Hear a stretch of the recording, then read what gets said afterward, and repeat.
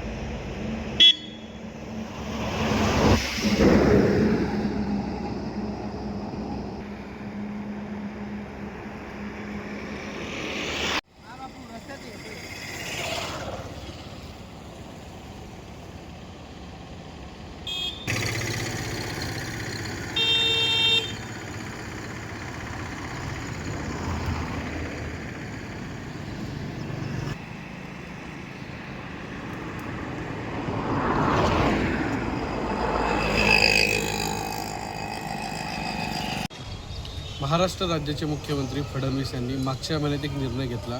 महाराष्ट्रामध्ये 18 कोटी वृक्ष लागवडीचा त्यांचा संकल्प आहे, पण मुळात मुद्दा हा आहे की धुळे शहर आणि धुळे महानगरपालिका ही महानगरपालिका त्यांच्या आव्हानाला किती प्रतिसाद देते। मुळात धुळे महानगरपालिकेने एका रस्त्याच्या कामामध्ये 120 झाडं तोडण्याची जी परवानगी दिली आहे, ही परवानगी अनधिकृतरित्या आहे। सर्वात पहिला मुद्दा म्हणजे ठेकेदारांनी 50 वृक्ष तोडीची परवानगी मागितली। त्यावेळी वृक्षप्रेमी म्हणून आम्ही ज्यावेळेस हरकत घेतली, सुनावणी झाली, पण सुनावणीचं उत्तर आजही आम्हा वृक्षप्रेमींना मिळालेले नाही।